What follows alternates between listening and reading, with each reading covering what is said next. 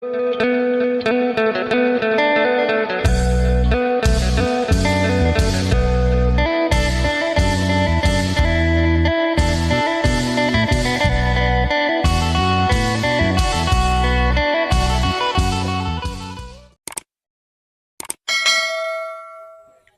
สบายดีและสวัสดีพ่อแม่พี่น้องFCกันเมื่อสุขูสุคน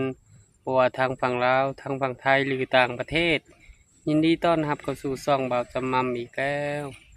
ไปหาลูกโตโน่มาฮอดชาวลาใหญ่แล้วเลยมา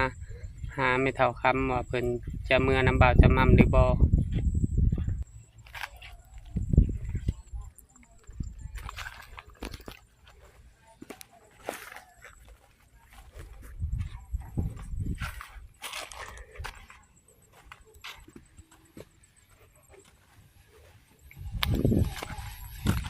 โอ้โห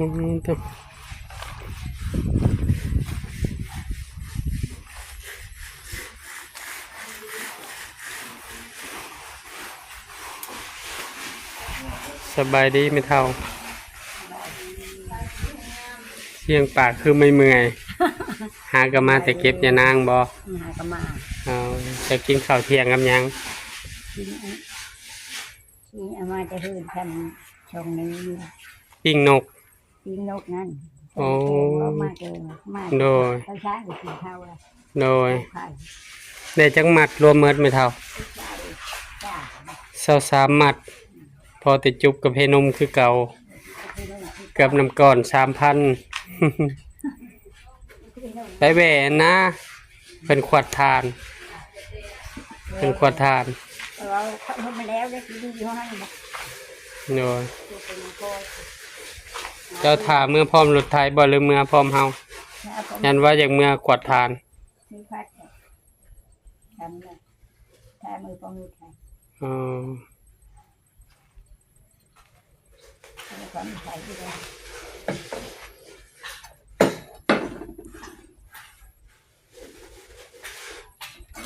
ให้เช่า3มัดมาไปว่านี่เช้าห้าโดยปุ๊บนี่บนต้องคุยเช้าพันอ๋อบัดตอนแรกนี่กินยังตอนแรกมียังกินได้ยังกินปุ๊บไม่ได้คนจะกินที่แล้วก็ปักทางไว้ห้างโดยทีนึงก็ปิ้งน้องแอนนากินปิ้งหมูตอนสวยนะน้องตุนก็กินปิ้งหมูแม่เพิ่นปิ้งสิกินอ๋อโดยมาเก็บมือพอได้ตื่มกันมักเผ็ดประแดกเป็นนัวไม่เท่าโดยสบายดีน้องพวงป้ามามันนี่ซอยจากต้นตาคูนบ่แม่ซอยแบบเป็นเจ้าอยู่เลยอ๋อแล้วเรียบร้อยบ่ทั้งนอกทั้งในสบายดีสั่งวันโอ้ปั่นเรียบร้อยโอ้งามเลยสั่งวันเห็ด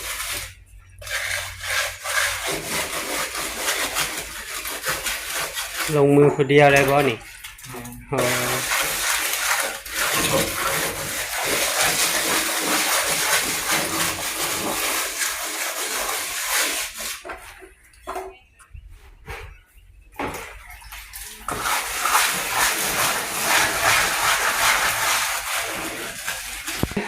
ได้ยินได้เสียงเจ้า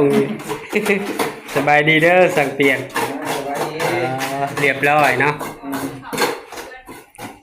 แบ่งหน้าที่กันเฮ็ดเลยบ่ได้มาซอยมื้อนี้คาเวียกแน่คือว่าอะไรบ่เหลือแต่ห้องน้ำมื้อหน้าจึงมาผสมปูนซอยมีหยังก็ใส่ได้เด้อบ่เป็นหยัง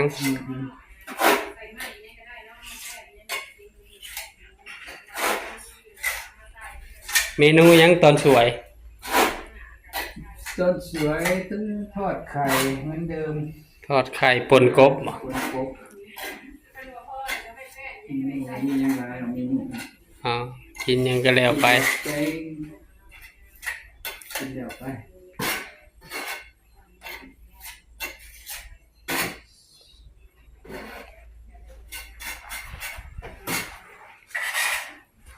โอ้เหลือแต่เสาทั้งนอกนั่น อืม พอดีแล้ว มืออื่นก็แล้ว เดือนเดียวแล้วมือนะ อนามัยให้มือเดี๋ยวจะอนามัยพื้นให้แทนจะปูกะโล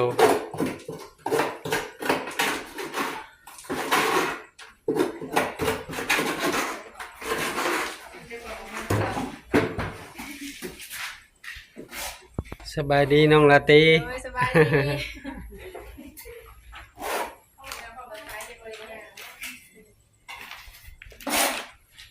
คือว่าเมื่อฮอดเฮือนแล้วอ้ายเลยว่ามาแวะเอาไม่เท่าเพิ่นว่าถ้าเมื่อพร้อมรถไถก็บ่เป็นหยังคืออ้ายคือ ว่าเพิ่นย่านไว้ได้ย่างเมื่อ แม่นแม่นย่านย่านเพิ่นว่าโอ้ยบางเทื่อสร้างวัน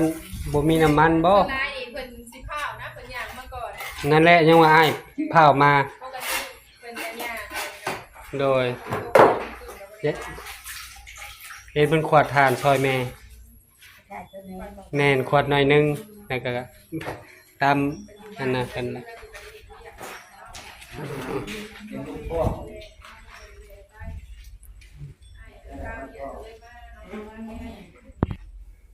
สร้างวันเก็บงานละเอียด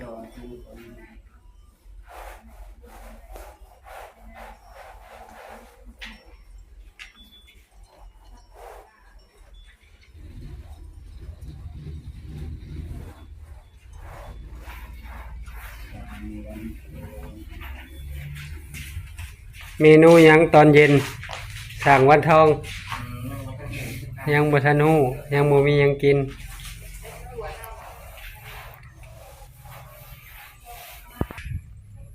ตั้งน่ะเพิ่นก็เฮ็ด มั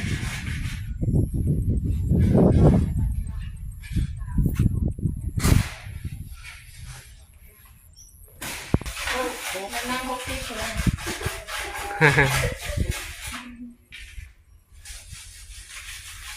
มาวันมันเก็บเหลี่ยม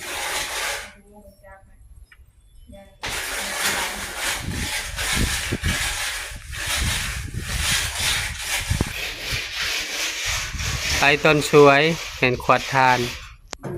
แล้วขวดให้แล้วเลยบ่อันชาเวนนาขวดแล้วเลย ได้เลยบอกเลย หาขวดได้หน่อยหนึงแล้วเพิ่นพักเฮากับมาไปหับลูก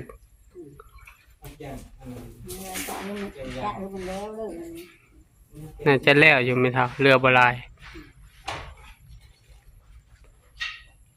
เพียงไม่ใช่เดือนดี เอ โว้ อ นั่นได้นั่นได้ ได้นกมาแต่ใส่ไม่เท่า ดีโว้อันนี้เพียงยา ชื่อห้องแต่ชูนฮะ สบาย อ๋อ ไปเฮาหันเดี๋ยวอาเมนเท่าให้เพิ่มหันเพิ่มกับ เฮ็ดเฮ็ด โด เฮ็ดเพิ่งดอกใหญ่บ่ โดดอกไม่น้อย อ๋อ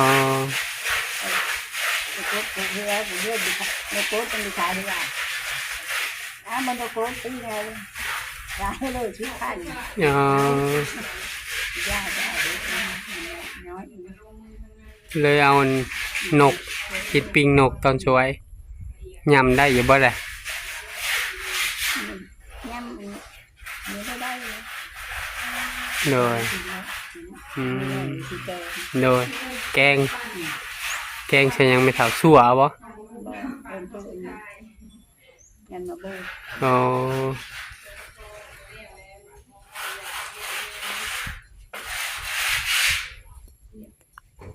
ลงกล้อง เราเก็บน้ำมันนี่ฮะบริตัดพื้นบ่มื้อนี้เก็บยานางอ๋อโดย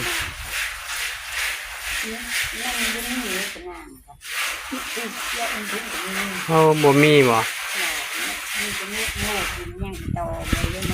งัวกินบ่ใบยานางแถวเฮือนน้องพวงนะซอยนั้นแล้วเข้าไปมีหลายอยู่อ๋อ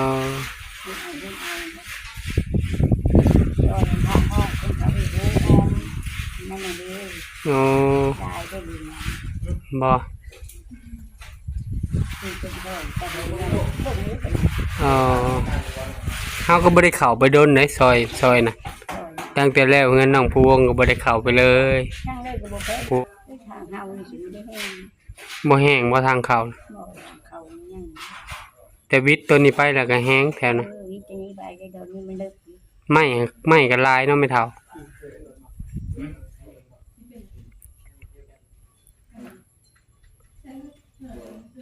เดี๋ยวมันคุ้ม ยังบ่ทันได้ไปยามโต่งเลยนี่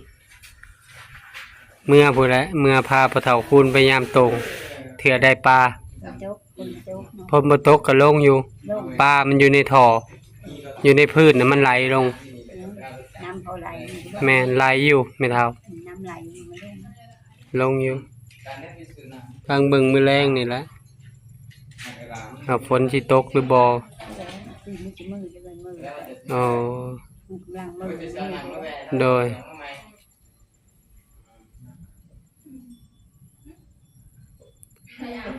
หน้าอาบแล้วก็ซื้อแต่ว่าน้ำกิน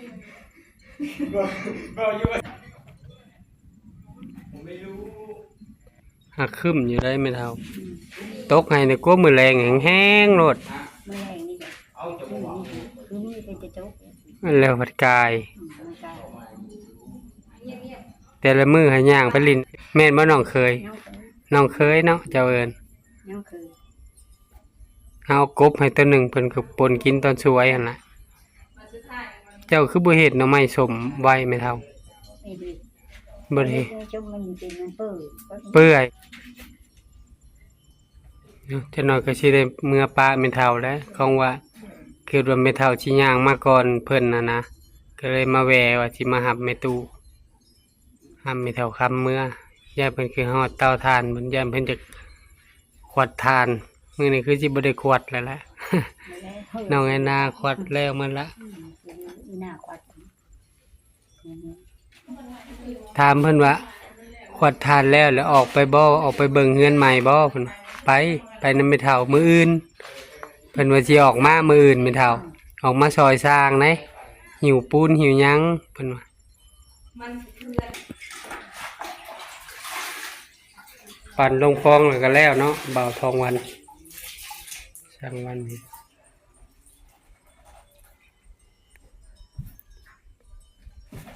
เด็กกระซองหนา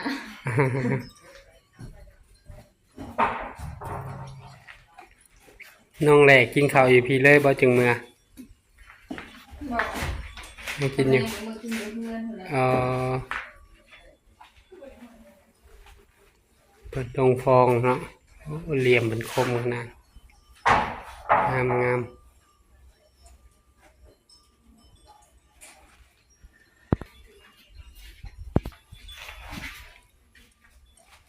ไม่เขาก็ใช้ระบาย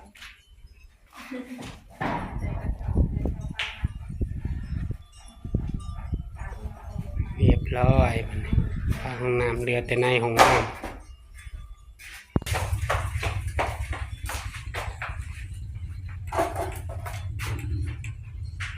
มือได้พาหนึ่งสร้างวันพเนตรมืออื่นเอาอีกทางในก็แล้ว